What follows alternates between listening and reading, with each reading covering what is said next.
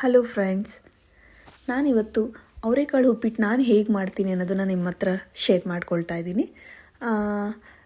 ಸಾಮಾನ್ಯವಾಗಿ ಎಲ್ಲರಿಗೂ ಗೊತ್ತಿರೋ ಅಂಥದ್ದೇ, ಬಟ್ ಈಗಿನ ಹೊಸದಾಗಿ ಅಡುಗೆ ಕಲಿತಾ ಇರೋರಿಗೆ ಇದು ಹೆಲ್ಪ್ ಆಗ್ಬೋದು ಅನ್ನೋ ಕಾರಣಕ್ಕೆ ಈ ಒಂದು ವಿಡಿಯೋನ ನಾನು ಮಾಡ್ತಾ ಇದ್ದೀನಿ. ನಾನಿಲ್ಲಿ ಇಬ್ಬರಿಗಾಗುವಷ್ಟು ಉಪ್ಪಿಟ್ಟನ್ನ ಮಾಡೋದನ್ನು ತೋರಿಸ್ತಾ ಇದ್ದೀನಿ ಫ್ರೆಂಡ್ಸ್. ನೋಡಿ, ಈ ಲೋಟದ ಅಳತೆಯಲ್ಲಿ ನಾನು 2 ಲೋಟದ ನೀರನ್ನು ಹಾಕಿ ರುಚಿಗೆ ತಕ್ಕಷ್ಟು ಉಪ್ಪು, ಇಸ್ಕಿದ ಅವರೆಕಾಳನ್ನು ಹಾಕಿ ಒಂದು ಬಟ್ಲಲ್ಲಿ ಬೇಯೋದಕ್ಕೆ ಇಟ್ಟಿದ್ದೀನಿ ಫ್ರೆಂಡ್ಸ್. ಇನ್ನೊಂದು ಕಡೆ ರವೆಯನ್ನು ಚೆನ್ನಾಗಿ ಹದವಾಗಿ ಹುರ್ಕೊಂಡಿದ್ದೀನಿ. ನೋಡಿ, ಈ ಥರ ಹುರಿದಿರಬೇಕು, ಸೀಸಬಾರ್ದು, ಚೆನ್ನಾಗಿ ರವೆ ಆಗಿರಬೇಕು ಫ್ರೆಂಡ್ಸ್. ಹಾಗೆ ನೀವು ಒಂದು ಲೋಟದಷ್ಟು ತೊಗೊಳ್ಳಿ, ಎಷ್ಟು ಬೇಕೋ ಅಷ್ಟು ಯೂಸ್ ಮಾಡಿ, ಮಿಕ್ಕಿದ್ದನ್ನು ಎತ್ತಿಟ್ಕೊಳ್ಳಿ. ಹಾಗೆ ಈರುಳ್ಳಿ, 2 ಈರುಳ್ಳಿ, ಒಂದು 4 ಹಸಿಮೆಣಸಿಕಾಯಿ ಮತ್ತು ಸ್ವಲ್ಪ ಕರಿಬೇವಿನ ಸೊಪ್ಪನ್ನು ನಾನು ರೆಡಿ ಮಾಡಿ ಇಟ್ಕೊಂಡಿದ್ದೀನಿ. ಈ ಕಡೆ ಒಂದು ಬಟ್ಲಲ್ಲಿ ನಾನು ಎಣ್ಣೆಯನ್ನು ಹಾಕಿ, ಎಣ್ಣೆ ಕಾದ ನಂತರ ಸ್ವಲ್ಪ ಸಾಸಿವೆ ಮತ್ತು ಕಡಲೆಬೇಳೆಯನ್ನು ಹಾಕ್ತಾಯಿದ್ದೀನಿ ಫ್ರೆಂಡ್ಸ್. 2 ಟೀ ಸ್ಪೂನ್ ಕಡಲೆಬೇಳೆ ತೊಗೊಂಡಿದ್ದೀನಿ, ಒಂದು ಅರ್ಧ ಟೀ ಸ್ಪೂನಷ್ಟು ಸಾಸಿವೆನ ತೊಗೊಂಡಿದ್ದೀನಿ. ಎಣ್ಣೆ ಕಾದಿದೆ ನೋಡಿ, ಈಗ ಚೆನ್ನಾಗಿ ಆಗಿದೆ ಇದು. ನೋಡಿ, ಈಗ ಹಚ್ಚಿಟ್ಕೊಂಡಂತಹ ಈರುಳ್ಳಿ, ಹಸಿಮೆಣಸಿಕಾಯಿ, ಕರಿಬೇವಿನ ಸೊಪ್ಪು 3 ಒಂದೇ ಸಲ ಹಾಕಿ ನಾನು ಚೆನ್ನಾಗಿ ಎಣ್ಣೆಯಲ್ಲಿ ಬೇಯಿಸ್ಕೊಡ್ತೀನಿ. ಇದು ಬೇಯೋ ಅಷ್ಟೊತ್ತಿಗೆ ಆ ಕಡೆ ಅವರೆಕಾಳು ಕೂಡ ಬೆಂದಿರುತ್ತೆ, ಬೇಗ ಆಗೋಗುತ್ತೆ ಫ್ರೆಂಡ್ಸ್.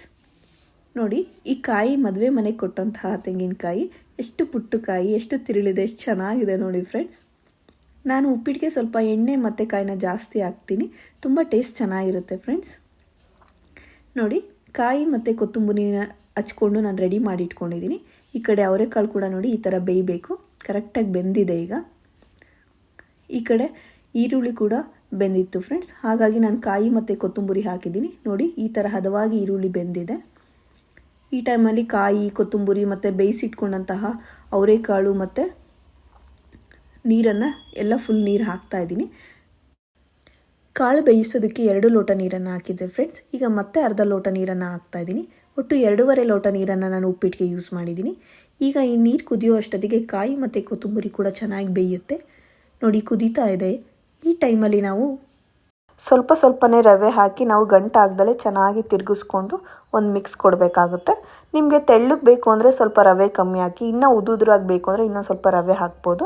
ನಾನು ಈ ಹದಕ್ಕೆ ಬಂದಾಗ ನಾನು ರವೆ ಹಾಕೋದನ್ನು ನಿಲ್ಲಿಸಿದ್ದೀನಿ.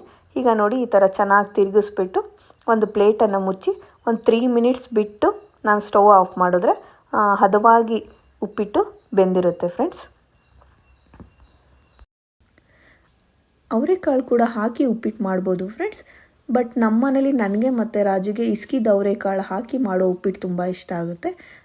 ಟೇಸ್ಟ್ ಇನ್ನೂ ಚೆನ್ನಾಗಿರುತ್ತೆ, ಉಪ್ಪಿಟ್ಟಿಗೆ ಅದು ಚೆನ್ನಾಗಿ ಹೊಂದ್ಕೊಳ್ಳುತ್ತೆ ಕೂಡ. ಹಾಗಾಗಿ ನಾವು ಇಸ್ಕಿದ ಅವರೆಕಾಳನ್ನ ಹಾಕಿ ಉಪ್ಪಿಟ್ಟು ಮಾಡೋದು ಜಾಸ್ತಿ. ನೋಡಿ ಫ್ರೆಂಡ್ಸ್, ಉಪ್ಪಿಟ್ಟು ರೆಡಿ ಇದೆ.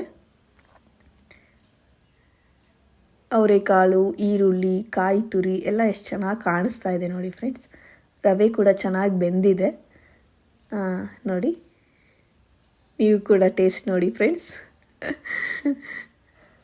ಈ ವಿಡಿಯೋ ಇಷ್ಟ ಆಗಿದರೆ ಲೈಕ್, ಶೇರ್ ಮತ್ತು ಸಬ್ಸ್ಕ್ರೈಬ್ ಮಾಡಿ. ನೋಡಿದ್ದಕ್ಕಾಗಿ ಧನ್ಯವಾದಗಳು.